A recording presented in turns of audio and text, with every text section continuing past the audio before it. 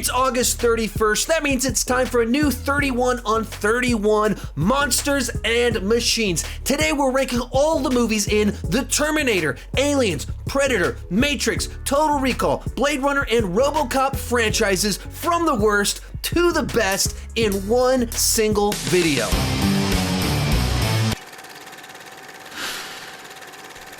Hi, my name is Sean, and I'm very excited to talk about this specific set of movies. This is like my go-to genre. This is some of my favorite movie franchises of all time. And if you're up for the challenge, join me down below in the comment section. Share your ranking of all 31 films. 31 on 31 is a series from the Autopstream, and all 4 members of the Autopstream will be sharing our rankings on our individual channels. So once you finish watching my video, be sure to head on over to the other members' channels. Be sure to subscribe to their channels. I'll have a link right up here in a card as well as in a pinned comment down below. One more thing before we get started, because these are some of my favorite franchises of all time, I will have a companion video to this over on my Patreon page where I rank each of the franchises that are in this 31 on 31. Join at any level to unlock the exclusive video as well as hundreds of other exclusive videos and hundreds of live streams. The link is down below in the description. And without further delay,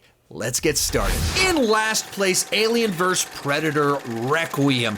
It takes what should be safe, simple, easy, schlocky fun, aliens and predators duking it out, and waste the whole concept with the execution, where the movie's quite literally unwatchable. And I mean that literally because it's so dark, and then both the xenomorphs and the predator have dark skin, this is in dark background, it's mostly at nighttime, and it's quick cuts, and so it's just dark on dark, moving around. You can't make out anything that's happening, there's no sense of geography, so even the schlocky fun of 2 aliens punching each other in the face, you can't enjoy it because you can't make out what's happening. Beyond that, you don't care about any of the characters. None of them are memorable. None of them have a character arc that's meaningful or matters. It's just backstory and then they die, or maybe they survive. And finally, I know it's a horror movie, but there's a bunch of stuff here that's just in poor taste. Like a xenomorph walking through the nursing wing of a hospital and looking at newborn babies to feast upon, and then walking into the delivery room where a woman's about to give birth, and then it impregnates her while she's in labor, and so chest bursters burst out of her womb. Ew.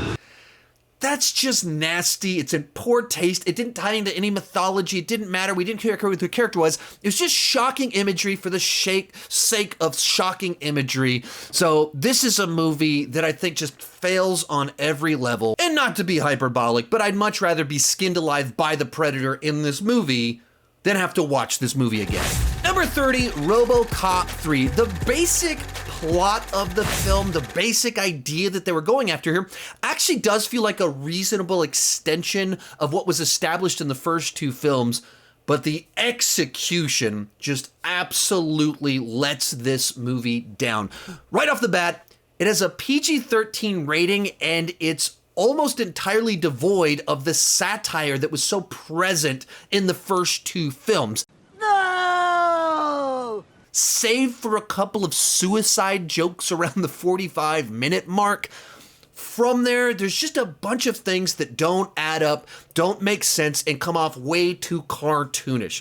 From the part where Robocop drives his car off of a bridge and to get out of his vehicle shoots a hole in the roof of it, for some reason, to the fact that he battles a robot ninja in the 3rd act of the film. It's just too silly, too cartoonish. He's also not all that prominent throughout the story. He's barely in the first 30 minutes, then it focuses on him for 10 minutes, then he's sidelined once again to focus on all these other characters. And so it's a movie whose plot let it down, the tone was wrong, and it's just filled with a bunch of silly, goofy ideas that don't fit in the franchise. Next up, Alien 3. Now, if you've been around my channel any amount of time, you've probably heard me say that this is the movie that I hate the most. It's not the worst movie ever made, hence why it's not at the bottom, but it's the movie that aggravates me the most. But that doesn't change the fact there is talent on display here. Of course, Sigourney Weaver is great. David Fincher directed the film, and he's an incredibly talented director. And with this film, he was shackled to a really bad script.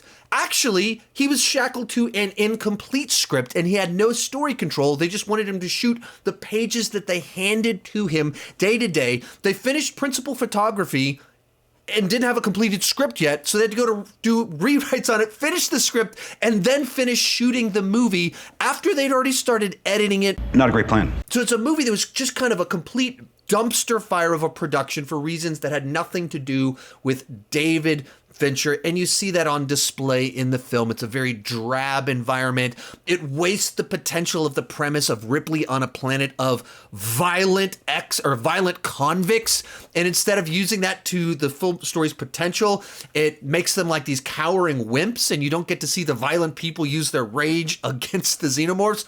Total waste of the potential. But none of that is why I hate the movie. It's because the basic ideas here are so off-putting to me as someone that absolutely loves the movie Aliens. The first thing the movie does is undo the victory of the last film. How dare you! When Ripley says, "Now you can dream to Newt," she was wrong.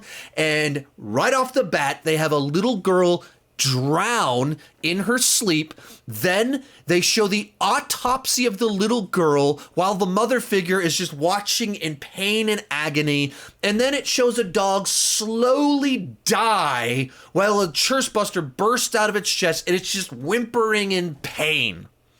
You know, really enjoyable, entertaining stuff. So it's a movie that just makes me so mad. It's one of the classic examples of audience betrayal with the way this movie starts and just undoes the victory of a better film just so that they can make a new film. In fact, Roger Ebert described it this way.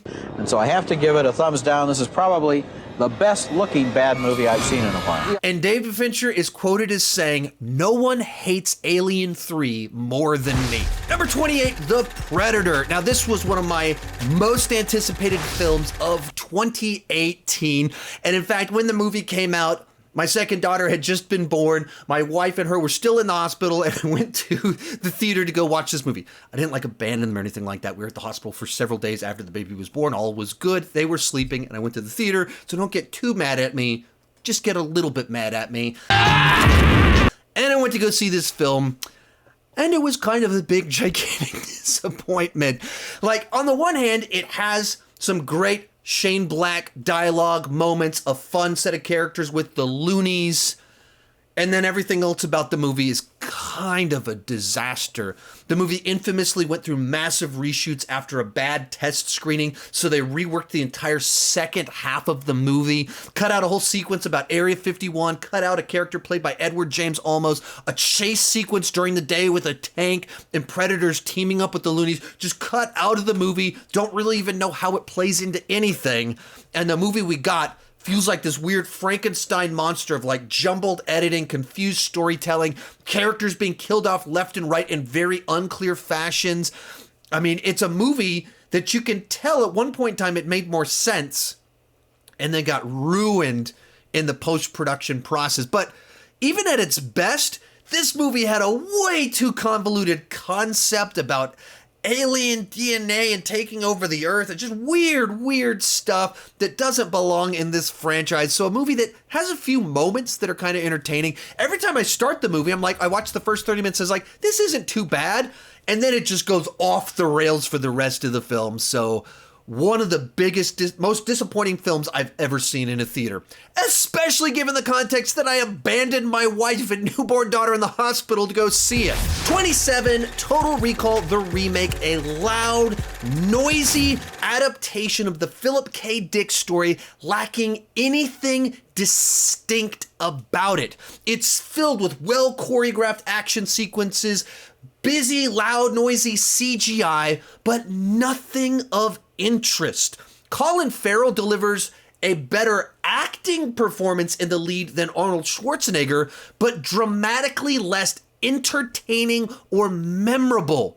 He's just playing it far too serious for the film that he's in, and so it doesn't actually serve the movie to give this great dramatic performance in this film. All the weird quirks from the Verhoeven version, all of the things that gave it a unique flavor, it's all gone, and instead we just get these endless chase sequences that are all kind of the same in the same types of settings and just endless action sequences, but nothing that stands out.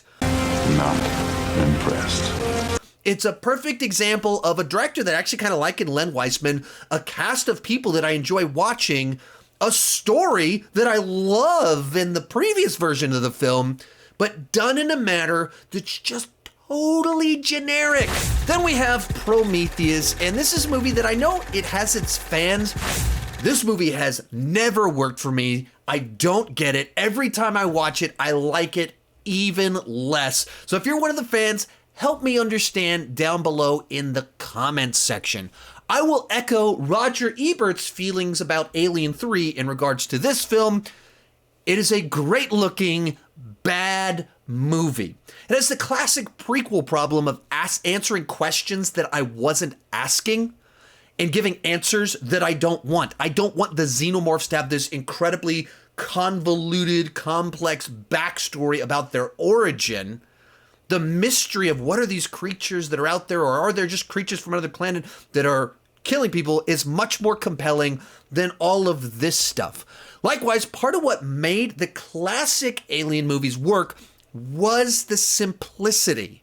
We understood the life cycle. We understand how everything works. And here we have the goo, the worms, the creature, the zombie guy that shows up at one point in time. And it's all these moving parts here, kind of like, I think maybe I understand how this fits together. Wait, how does zombie guy tie into... Okay, I have no clue. I have no clue what all this means. And then adding to this weird thing, they cast Guy Pearce as a 90-year-old man as if Ridley Scott doesn't know that there are actual 90-year-old men out there. So a movie that looks great, but on a story level, it's this weird hodgepodge of not being able to decide, does it want to be an Alien prequel, or does it want to be Ridley Scott's musings about the origins of man and all these philosophical questions? And so it tries to do both, and it fails utterly at accomplishing anything that it sets out to do. So a movie that has just never worked for me. Be careful not to choke on your aspirations, director. Number 25, The Matrix Resurrections. Now, when I first saw this in the theater, there was a certain excitement about watching a new Matrix movie for the first time in 18 years. There's something nice about getting plugged back in one more time, getting to see another adventure with Neo. And there are a handful of ideas in the film that are kind of interesting, that fleshed out the world post-Revolutions a little bit in ways when, okay, that's kind of cool. But with several months to process the film, think about it, it's a movie where it feels like for every good idea, there's like 3 bizarre WTF ideas that just kind of have your head scratching or your face cringing at what they put in the movie. No. Oh, whoa, what do you mean, no? It's a movie that seems to actively resent its own existence. It's actively commenting on the reboot, sequel, legacy sequel obsession of Hollywood while being one of those movies. And so it's this awkward thing commenting weirdly about its own existence. And there's some fun ideas in that. There's an idea that maybe could have worked, but the way it plays out here, just, it feels like the message trumped the story, the mythology, and the reputation of the franchise as a whole. And it just gets kind of ludicrous and far-fetched in the third act as to where they take things. And unfortunately, it lacks any distinct action sequences to even kind of be that final selling point that these movies have been so well known for. Even the action isn't nearly as memorable as it used to be, largely because nearly 60-year-old Keanu cannot do what he did in his mid-30s. And so a movie that I was very excited for, had a lot of big emotions when I first saw it in the theater, but once time passed, the allure was gone. Then we have the other resurrection movie on the list, Alien Resurrection. Ever want to watch a movie where Ripley nails 3-pointers without even looking? Ever want to watch an Alien movie with quippy Joss Whedon dialogue from a director that barely spoke English? Did you ever want to see an alien-human hybrid with boobs?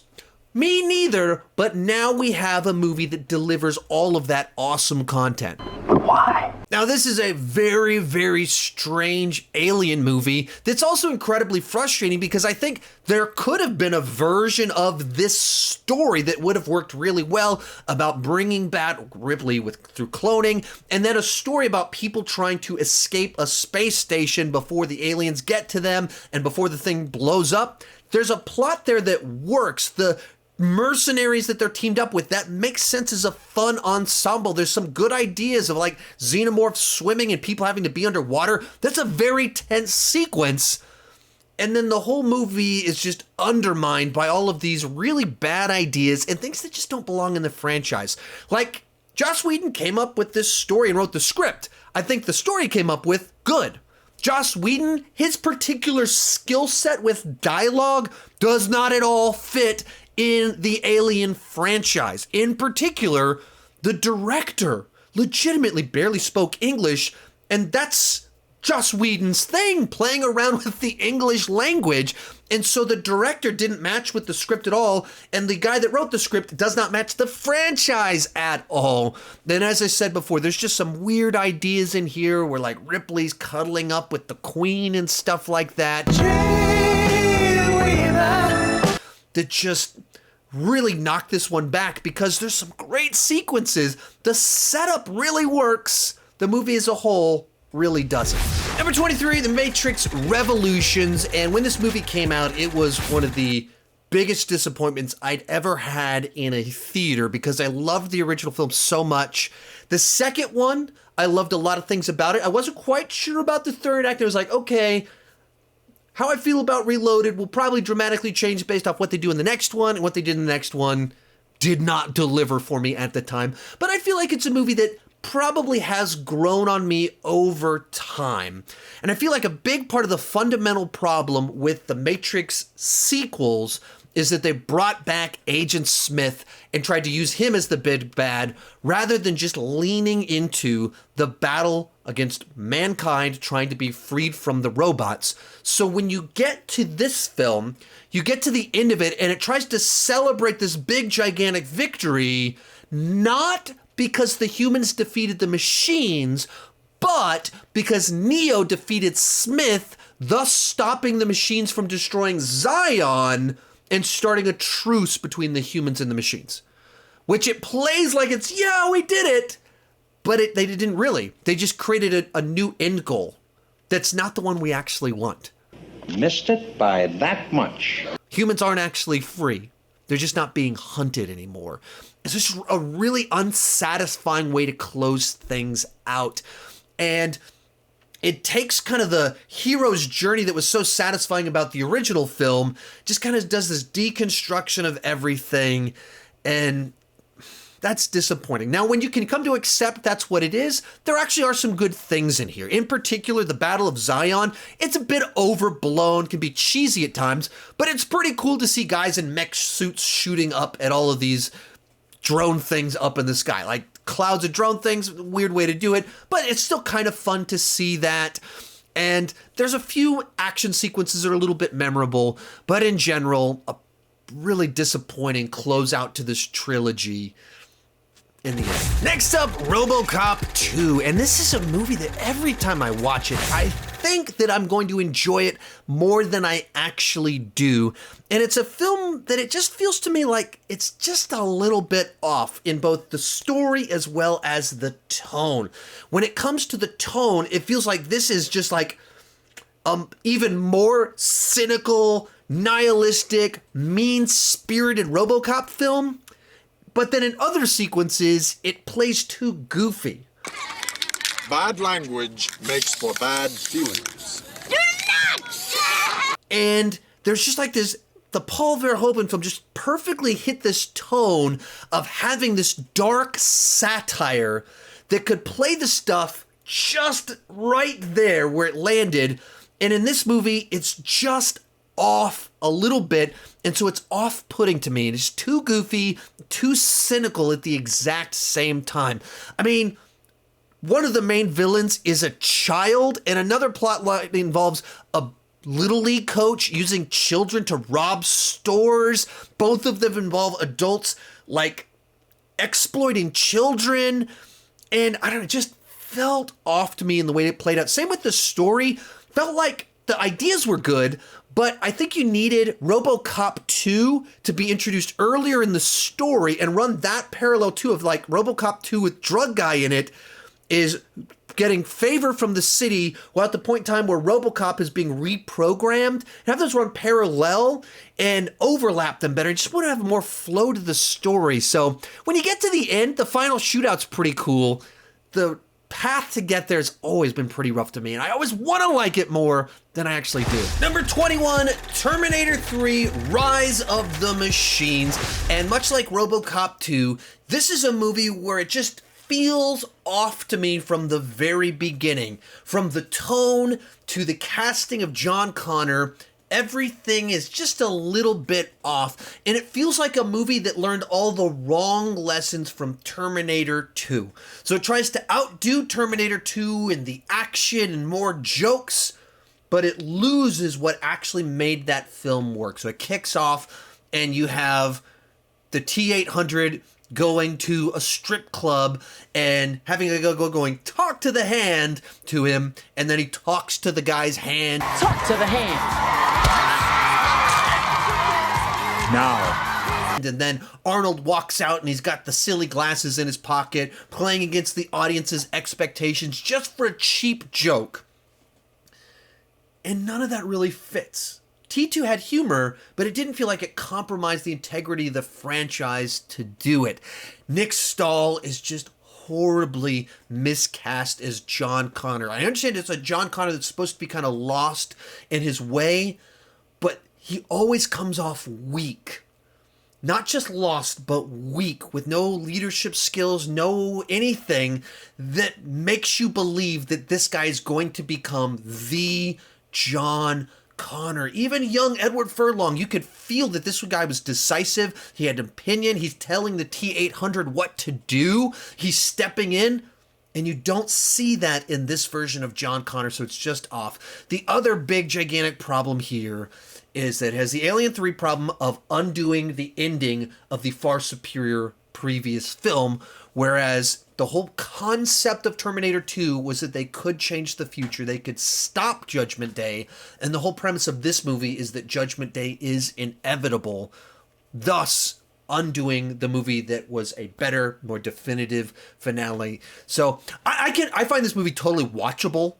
I can put it on, have fun with it. It's just some Terminator fan fiction, but it's just not nearly as good as it should be or could have been. Kicking off our top 20, Alien Covenant, a movie that is one half Aliens ripoff and one half Prometheus sequel, and because of that, it's superficially a lot more enjoyable to me than Prometheus because it does copy beats and things from movies that I thoroughly enjoy while still having pretty much all of the same issues that Prometheus had at its core at the same time. It starts well enough off with the idea of these colonists landing on a planet and things start getting intense, and then things kind of go off the rails in the middle act where I'll do the fingering. Go on. David shows up, and it starts going into all the pretentious stuff, all of the philosophizing, and providing unsatisfying answers, abandoning plot lines from the previous movie, having interesting things that should have been really interesting happening off screen, and then it moves into the third act that's just a copy of Aliens. So it's fun to watch a cover of the third act of Aliens, but it's not very original. And so a movie that has stuff that I enjoy watching superficially, but doesn't actually have much to offer the franchise that's new and refreshing. Number 19, Terminator Genesis. Now, to me, this is just fun Terminator fan fiction. Is it great cinema? Absolutely not. Is it worthy of the franchise? No. Do I consider it canon in any sort of way? No. But Is it fun to watch this weird, bizarre spin on the mythology with all these trippy ideas about the timeline going wrong and jumping through time? Is it kind of fun to watch all of that? Yeah, I have fun watching all of it, somewhat because it is so bonkers. It is nice to meet you. Are you kidding me? Such a bizarre direction to take the franchise, turns everything on its head, that you're just watching a strange blend of things that I can have fun with that. Arnold, I think, always is a lot of fun to watch in these movies. So, is it great? No. I totally get why a lot of you hate it. I totally understand why a bunch of you probably have this in the bottom 5 of a ranking like this. Totally get it. But as someone that just loves going into the world of Terminator movies, there's just something fun about this bonkers spin on things. Number 18, Predator 2, another movie that every time I rewatch it, I think I'm gonna like it more than I actually do. And I totally understand what they were going for here, trying to move from an actual jungle to a concrete jungle, wanting a different setting.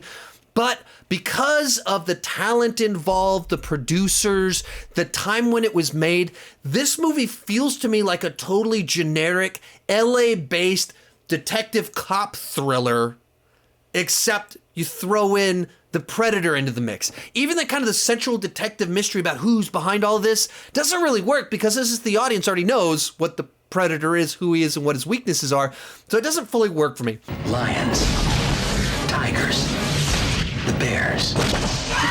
Oh my. Another movie, it's totally watchable, it's fun, it's got a great cast, but a movie that if I'm just in the mood for a Predator film, this isn't the one that I normally gravitate towards, and I really only rewatch it when I'm watching through all of the Predator films. Number 17, Alien vs. Predator, another movie that I kind of put into that fun fan fiction category where they just came up with this bizarre mythology about the predators hunting xenomorphs throughout human history, and many of the pyramids and religions of these ancient cultures coming from this ritual that the predators would embark on. It's weird, it's goofy, it's strange, and I kind of like that about the film.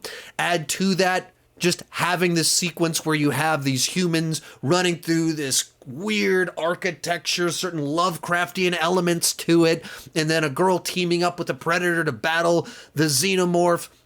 There's just some fun to be had with it. Should it have been rated R? Yeah, of course. Would it have been a little bit better, had that kind of edge to it? Sure. Does that like ruin the movie for me that there's not skinned bodies? No, that's not the thing that I need for a movie to be enjoyable. I would have preferred to see some skinned humans, but I didn't need that in the film. And so a movie that, once again, I kind of get why it doesn't work for people. But when it comes to this one, I think people don't give it as much credit as they should, and they're just mad at the movie a little bit because it's not rated R. A fair annoyance. I don't know that it deserves as much hate as it gets for that. Speaking of movies that get too much hate, the Robocop remake. Now, certainly, this movie isn't nearly as good as the original Paul Verhoeven film, but I actually think of some of the modern remakes that have happened, this one actually tried to do some things that are interesting and different with the mythology.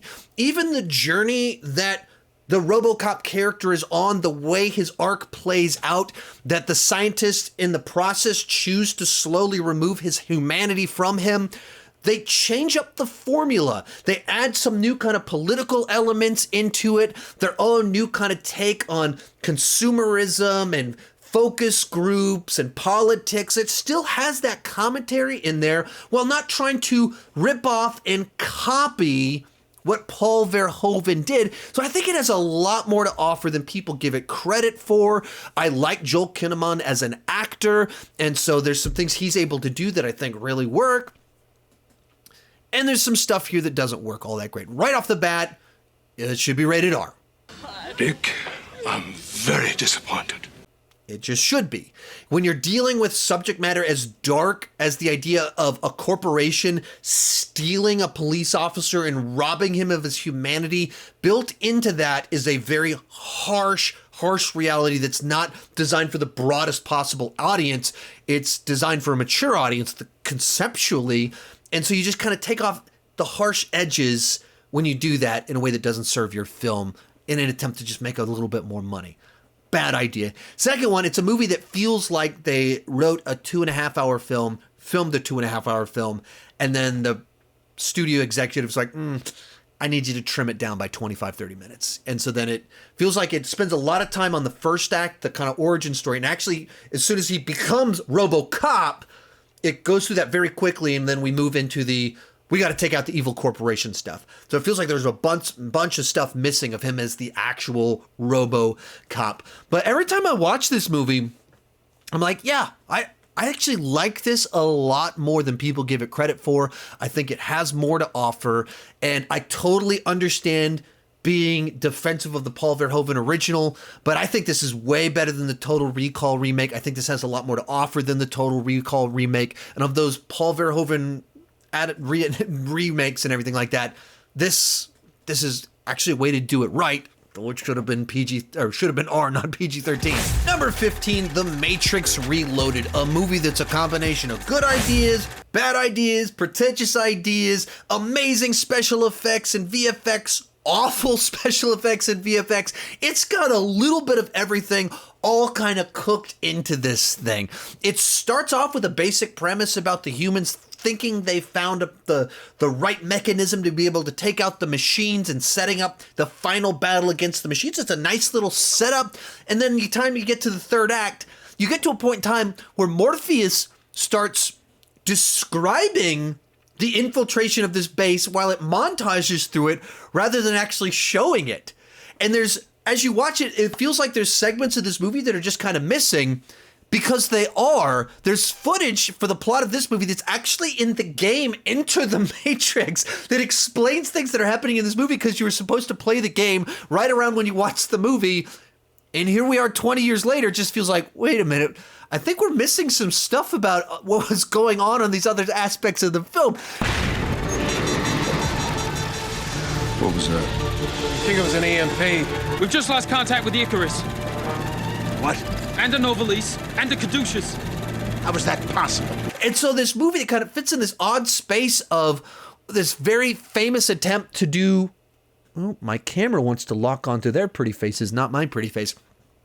And this movie, that part of this, where they're trying to do this massive multimedia production for the film. That's cool that they tried to do that, but it has consequences when you do that as well. And it's also a movie where it tries to deconstruct everything that made the original one awesome in this bizarre, overwritten sequence with the architect. You are the eventuality of an anomaly which has led you inexorably. I prefer accounting from the emergence of one integral anomaly to the emergence of the next. So a movie... Here we are 19 years later, and I have so many mixed feelings about it, because there's an ambitiousness to it that I love. There's, with both the story, the philosophy, the action, the VFX, all of it. It's so ambitious. That doesn't mean all of it works at the same time. And it's also a movie that in and of itself I enjoy more than when you combined it with Revolutions, because Revolutions took some of this stuff in places that I don't think served it. This movie sets up some stuff about Smith taking over a body in the real world that doesn't really go anywhere significant in the next movie. So good ideas, bad ideas, all of it mixed together. I appreciate the ambition, but it doesn't fully deliver on all of it. Number 14, Terminator Salvation, and this is another movie that I feel like has been overhated ever since it came out. Some of that based off the fact that it is a PG-13 movie. Once again, the Terminator movies should be rated R. Some of that, I've never fully understood why people get so mad about this film and what doesn't work for them about it. I don't think it's great, but it delivers a few interesting ideas, and we get to see the war. And I think Christian Bale as John Connor absolutely has the presence to convince you that people would follow this man. Obviously, he's a world-class actor, and people make fun of the the Batman voice, and you get a little bit of that here. And there's the infamous scandal where he was yelling at a guy on set because he was getting so into character. I'm gonna kick your You know, shut up for a second, all right? I'm gonna go. Do you want me to go trash your lights? Do you want me to trash them? Then why are you trashing my scene? Sure, whatever. I think there's a lot of things in this movie that are a lot of fun to just get to see. And I like the idea of the Marcus character, and I like Sam Worthington's performance, and of just kind of this guy that's not a good guy, that's kind of given this second chance through being brought back in this setting. And I dig what they do with him and how it pays off in the third act. All of it works for me, and I'm very glad they didn't go with the original ending that was scripted, where they was going to do something very, very different with John Connor and Marcus and the relationship between the two of them. Very glad we didn't get that original ending for the film. There's some very big script issues here, and the way certain things play out, why they play out. The movie was written by like 1,000 people, and they were still working on it during production. I dig the movie. I like this movie. It's not great, could have been better, but I really enjoy this film for the most part. Number 13, Blade Runner. Now, this is a movie that I've always respected more than I've fully enjoyed it. I mean, when it comes to the production design, it's just a tremendous accomplishment. Every shot is just composed in a way where it's so full, filled with detail in the background, in the foreground. Everything about it is well thought out. And especially when you think about the fact that this movie was made long before you could really do CGI but in any significant fashion, there's all these shots that really make you feel the movie magic, where you're wondering, how were they able to do that? How did they do that and make it look so good 40 years later? And it's just because everything was so planned out and thought out when it came to the way that the movie was shot. There's a lot of interesting ideas being adapted from the Philip K. Dick short story. But I've always found it to be slow and confusing and a little bit boring at times. Yeah, well, you know, that's just like your opinion, man. Even this time when I rewatched it, luckily it was actually playing at a local Alamo Draft House, so I was able to see it on the big screen. I watched the final cut, and I've watched, I think, all the different major releases of this film that have been put out in the US. The one that I watched for this ranking in particular was the final cut. It was on a big screen, and it just emphasized to me so much, wow, what a tremendous achievement when it comes to the world building and all of every image. The story itself, it's always been a little bit at arm's length for me, so I can't put this one in the top 10. And honestly, I don't even really fully see what many of you see in this film. Number 12, Predators. And this is a safe but satisfying continuation of the Predator franchise, where it takes a bunch of human predators, the best killers on the earth, kidnaps them, drops them in a predator reserves where human predators battle predators. And it's not reinventing the Predator franchise. It's a bit of a rehash of the original film, but at the same time, it's a lot of fun to see this set of characters played by these actors battling predators in a context like this. It delivers plenty of Predator action, the thrills, little quips, fun performances, without expanding that much on the franchise. So, safe doesn't mean bad. Familiar doesn't mean bad. It just means it's not really reinventing things. That's what this movie is to me. Very watchable, very enjoyable. Safe. Number 11, Terminator Dark Fate. And this was an incredibly polarizing film, and I totally understand why. I enjoyed it when I saw it in the theater. I thought it was a great continuation of the franchise, but I also totally understand why a bunch of people saw what happened in the first 5 minutes of this film, felt the same way about this movie that I feel about Alien 3, as well as Terminator 3, and just undoing the ending, the victory of a better film. Totally get where you're coming from. I just see the way the mythology played out very differently than that, in that John Connor did stop Skynet's Judgment Day by bringing his mother back from kind of rage, kill, crazy mode, being a Terminator herself, rediscovering her humanity. Because of that, they stopped Skynet's Judgment Day, Cyberdyne's Judgment Day.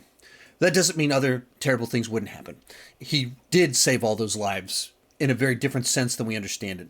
But I also understand why that wouldn't work for some people. It worked for me, and in doing so, I was able to deliver another solid Terminator adventure for me with some new mythology, new Terminators, a new spin on an aging Terminator and what that would look like if he continued to learn, continued to stay on the Earth. Arnold does some awesome stuff with that, as he always does in these movies. And so for me, it was a interesting, creative way to continue things, see Linda Hamilton as Sarah Connor one more time in a new phase of life, and do something the same, a little bit different with the franchise. It worked for me. Maybe I'm a little bit biased because I got to interview the new Terminator and totally embarrass myself. I'll tell you after. Well, thank you for interviewing me. Or excuse me. That's right. I'm interviewing you. Kicking off our top 10 Prey, and I thought this was just a nice, refreshing way to continue the Predator franchise, tell a new story, deliver the excitement, the thrills that you want from a Predator film, but without just rehashing it the way that Predators kind of did. By setting in the past and showing the Predator with not quite as advanced of technology, but also humanity at a less advanced point in time, it just gives a little bit of a different flavor to it, while still having a protagonist that has to slowly learn and figure out how to defeat the Predator and use the Predator's assumptions about her against the Predator in clever ways. And it's not that she does it on her own. Throughout the whole movie, other people are also working with her, also hunting the Predator, doing damage to the Predator. But she's paying attention, she's learning, using her wits, and that's the reason she's able to defeat the Predator, not because she could beat the Predator in an arm wrestling match, in the same sense that the reason that Dutch was able to beat the Predator wasn't because he looks like Arnold Schwarzenegger, but because Dutch is a clever character. And so I thought it was just such a satisfying Predator film that did something new and different with the series. And I think this is a model for how other franchises, or even more Predator movies, could be done, a way to do it that's lower budget, doesn't need to out-blockbuster the previous movies, but can tell interesting new stories in each of these franchises. Number 9, Blade Runner 2049. For me, this is a sequel that outdoes the original on every single level. Where the original one was a tremendous achievement when it came to production design, this movie is a tremendous achievement when it comes to production design. On every technical level, this movie is like absolute perfection. But when it comes to the story, the storytelling, and the exploration of its ideas about what makes someone human, alive, I think that this movie does a better job at every single one of those. I got more invested in the mystery. I cared more about Ryan Gosling's character than I did about Deckard. And then in this movie, I thought that Deckard was a much more engaging character than he was in the original film. And so everything that's cool about the original one, this movie has all of that. Plus, it delivers much better for me on that story level, connecting with characters, delivering emotional payoff as you have the final reveals in kind of the last 10-15 minutes of the story. So for me, this is a movie that tops the original one and is a very cool piece of sci-fi. Number 8, Total Recall. And from here on out on this list, these are all movies that I'm giving A pluses. These are movies that I just absolutely love, and I have been watching on loop for literally 25, 30 years. I could put any of these movies on at any point in time and just have an absolute blast, no matter how many times I've rewatched them, no matter how recently I rewatched them. These are all movies that I love. But right now we are talking about Total Recall, and this is like Arnold in his peak combined with Paul Verhoeven in his peak, taking some interesting, clever ideas from Philip K. Dick and just delivering this fantastic sci-fi action film that has everything that you love about peak Arnold Schwarzenegger. You think this is the real Quaid? It is.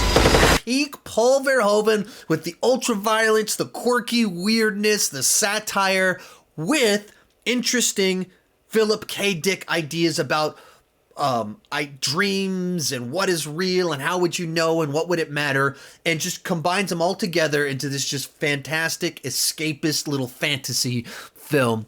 And another thing that's a nice little touch about it is that this was the last big blockbuster made before CGI took over. There's no CGI, and so it's all practical effects, practical makeup, and so it's kind of the peak of the previous era of blockbusters, as far as you could go with that. And then after this, you start getting CGI in Terminator 2 and Jurassic Park.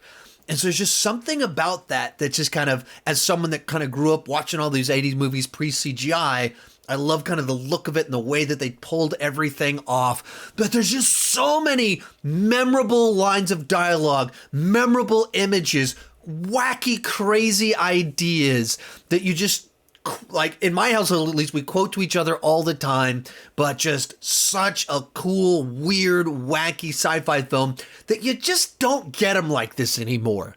You don't get these ultra-violent, hard R, huge budget films that allow them to do just weird stuff like this movie. Number 7, Robocop. In the late 80s, early 90s, Paul Verhoeven was just on this hot streak where he brought certain sensibilities, certain dark humor and satire, and just delivered some fantastic sci-fi action films.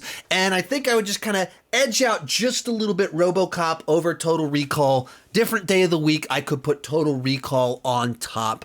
But it's just a movie that kind of delivers this fantastic idea about, in a world that's losing its humanity, tells a story about a cop who becomes a robot and truly becomes a product of the corporation, but slowly regains his humanity throughout the course of the story. And just has so much biting satire, hilarious moments, quotable moments, and then the action itself is just shot in a much more vibrant way than most 80s action movies were shot in here in the United States. Some of that is just the gigantic blood squibs spraying blood everywhere. Some of it's just Paul Verhoeven is really good at shooting action. Also has a stacked cast where even like random henchmen are somebody that shows up. Someone that is familiar to. Like 4 different guys in this movie later showed up in the show 24.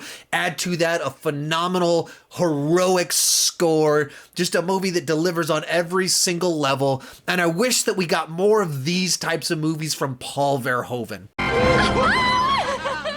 I'd buy that for $1. Number 6, Alien, the original. And at this point in time at the list, these are all A+ movies. These are all top 20 favorite movies of all time for me. So being in 6th place on this particular list is, for me personally, about as competitive of a top 6 as you could get. These are all like perfect films for me, for what you were able to accomplish at the point in time that they came out. That's how much I love the next 6 movies on this list. But we are currently talking about the original Alien. In a world where you have Alien and Aliens, you have to be either Team Alien or Team Aliens. I'm Team Aliens, but wow, Alien, what an incredible film that just does what Ridley Scott does so well, of having a beautifully shot film that when you watch it, some of these shots, it's incredible to think he delivered these images over 40 years ago. They still look incredible.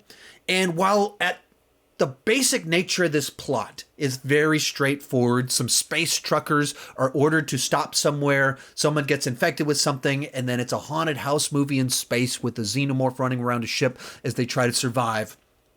Very simple plot, but it's just executed so well, where every image is beautifully shot. The subtext woven in throughout the entire thing with these space truckers working for an evil corporation. There's even class distinctions on the ship itself, where You can tell that one guy feels the captain is looking down on the other guys that are just average working Joe class. All these little sorts of details just kind of flesh it out. It doesn't need to over-explain the nature of the corporation and it's exploiting people. You understand very quickly exactly what's going on. And that the alien isn't the only monster in this movie. The humans can be monsters as well. The human's creation, the android can be a monster. And just delivered this fantastic alien creature as well. A clear, understandable lifestyle cycle of how things work, all leading to just an exciting edge of your seat final back half of the movie as they desperately try to escape and survive. Just a great movie. In fifth place, The Terminator, and just a brilliant concept of a film that manages to combine time travel, action movie, slasher horror, all into one, to where it has this compelling deep mythology while having the thrills of horror with this Terminator hunting people in the order of a phone book and just killing them in cold blood. And then also having amazing action sequences taking place. Excellent! Add to that just these great characters in the Terminator himself, Kyle Reese, Sarah Connor, where you care about them, you're invested in them, want to see more from them all throughout the entire film, and doing so in a way that it combines these genres, this interesting mythology, and characters all at the same time, and then in the final moments kind of has this big plot twist about who John Connor's father was that you go, okay, that makes sense. And you start thinking about the time travel mechanics and everything because it's filled with great ideas and just captured so wonderfully in the script that John Connor wrote. No, that James Cameron wrote. Just a great idea executed with excellence. And the other amazing detail in it is how many actors, how much talent came out of this movie. It's obviously James Cameron's first real movie. I know he did Piranha 2 before this, but this is the first real James Cameron film. Arnold Schwarzenegger went from just Conan the Barbarian, just bodybuilder that kind of can do one type of movie to becoming kind of this icon throughout it. Obviously, Michael Biehn and Linda Hamilton had big careers after. Even Bill Paxton's in it. Lance Henriksen, such an amazing cast, so much talent. And this movie that at the time it came out was relatively low budget, so like just such an amazing accomplishment.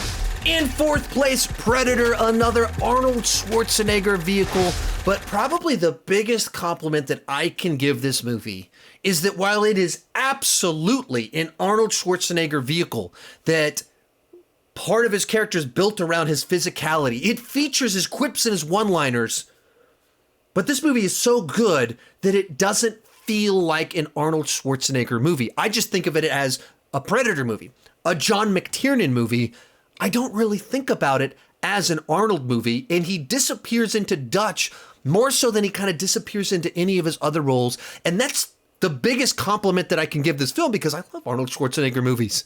I love what he delivers, but this movie is so good that the movie takes center stage, not Arnold Schwarzenegger. It starts off like a fairly traditional action thriller from the time period about this group of mercenaries going in to do this mission for the US government, and they're very successful at it. We even get some fun one-liners, and then it's so important to they work well together. They're very efficient in what they do, and then the Predator steps in and starts taking them out one by one.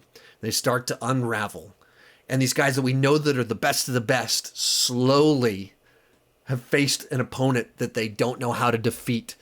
And Dutch is the one that makes it to the end because he's not just the biggest, but he's the most clever of the bunch.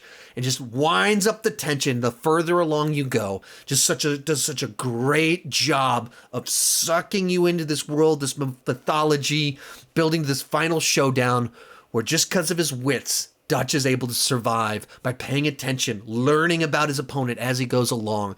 So just a phenomenal sci-fi film and a phenomenal action film and an Arnold Schwarzenegger vehicle where his energy, his presence doesn't dominate the whole thing.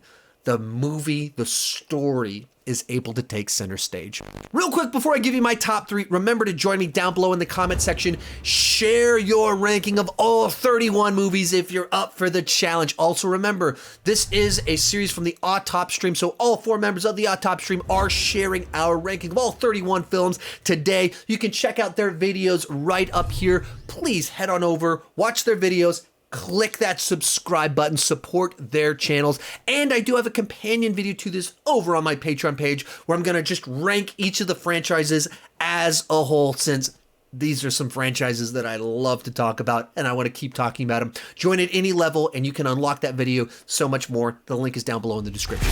In third place, The Matrix. And as with all the other movies in my top 6 or 7 here, just a phenomenal sci-fi action film, but in a different way than a lot of the other ones in this top section, because what the Wachowskis did here is very similar to what Tarantino did with kind of the mob genre of pulling from all these different influences and then merging them together and creating something fresh and original.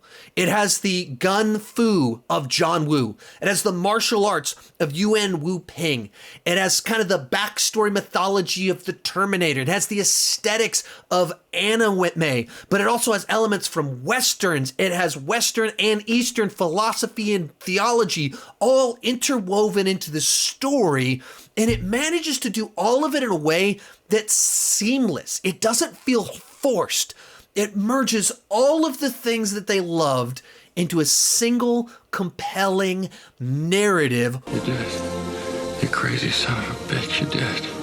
While also using the latest, most cutting-edge technology of bullet time that had been in some commercials before this, but they took it to this whole new level by incorporating it into the story that they were telling and just merged all of it so well. The other thing that just elevates the story is that it takes 2 questions that make the whole journey so interesting. The first one, what is the Matrix?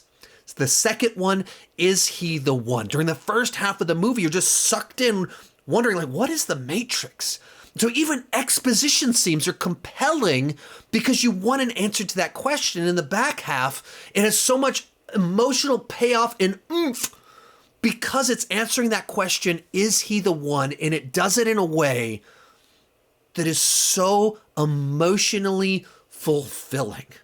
Like, this is how you draw influence from other sources and do something new, original, and fantastic. It has a hero's journey that has interesting ideas, cutting-edge special effects, amazing action, characters you care about.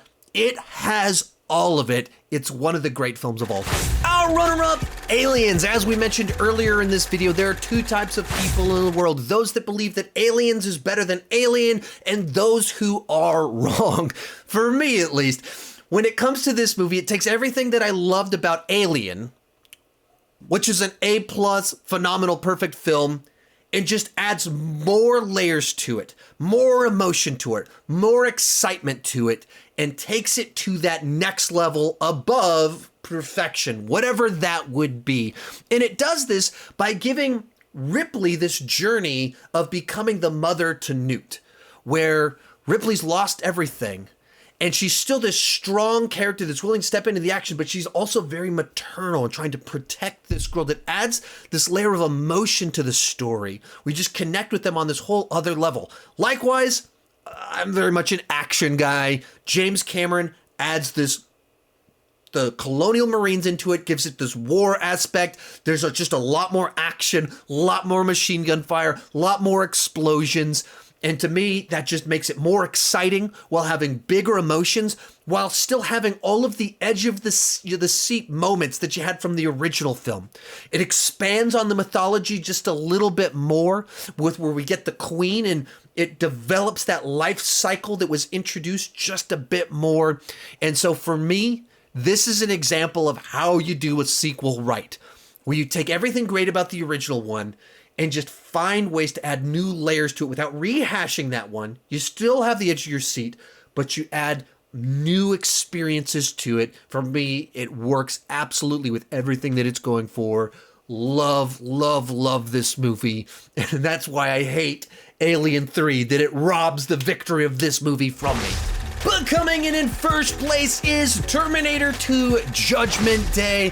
And in my top 40 favorite movies for my 40th birthday video that I put out last year when I turned 40 years old, this was the movie that came in at number 1. Therefore, naturally, it's also going to be number 1 in this video. But as I've said repeatedly over this top 10, what a phenomenal set of films. What an amazing set of action sci-fi movies that I absolutely love. But which one, if I had to pick one that I'm going to take with me to an island, if I only get to pick one, I think I'm going to go with Terminator 2. Another example, like Aliens, where James Cameron follows up an amazing film that I'd give an A+, and does something even better with it by adding new layers, cranking up the action, and taking it to this whole other level. Awesome! And just finding this very creative idea of what if Sarah Connor's been driven so mad by the events of the first film that she's lost her humanity, and a Terminator that's been sent to protect John learns the value of human life. Throughout the course of the story, John teaches a Terminator to value human life and redeems his mother, pulls her back from the insanity where she's going to go and terminate Miles Dyson, and instead gets her to also value human life. And in doing so, also just delivering some fantastic action, some solid laughs without undermining the tone or credibility of the universe, and having such an emotional, satisfying conclusion in the final moments. To me, is the perfect action movie, perfect way to do a sequel. It's so rewatchable, it's so thrilling and exciting. Another movie that blended together cutting edge technology with creative, interesting ideas. A movie that knew the limitations of the technology, and so it used many techniques to do the liquid metal Terminator, and some of it's CGI, a lot of it's practical, and it just cuts between all of them so you don't know what trick they're using, so you get lost in all the movie magic. So to me, phenomenal film. I've seen it 1 zillion times. I'll see it 1 zillion more. I could watch it again tonight, even though I just watched it a few days ago, and I'd be just as thrilled about it. So it comes in at number 1. If you enjoyed this video, remember to check out all of the other videos from the members of the Autopstream with their 31 on 31s today. The link is down below in the description, the pinned comment, the card's right up here. Also remember, there's a companion video to this over on my Patreon page where I'm going to rank all of the franchises discussed in here because I want to talk about them as a whole in ways I couldn't discuss them in this video. Thank you so much for watching, and keep talking movies and TV too much. Bye-bye.